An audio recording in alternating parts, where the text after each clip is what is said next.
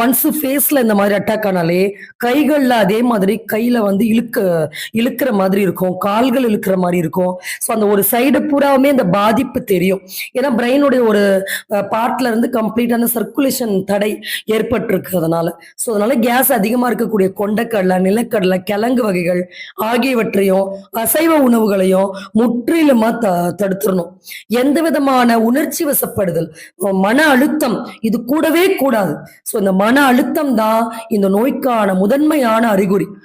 இன்னொன்னு drinking habit, குடிப்பழக்கமோ இந்த மன அழுத்தம் தான் இந்த மாதிரியான பேரலிசிஸ் ப்ராப்ளம்க்கு, ஸ்ட்ரோக் ப்ராப்ளம்க்கு இது எல்லாவற்றுக்குமான காரணம்.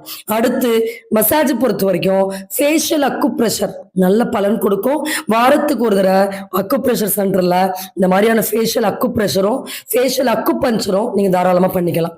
சரி, இப்ப நம்ம அந்த பிளாக்ஸை கரைத்து ரத்த ஓட்டத்தை மேம்படுத்தக்கூடிய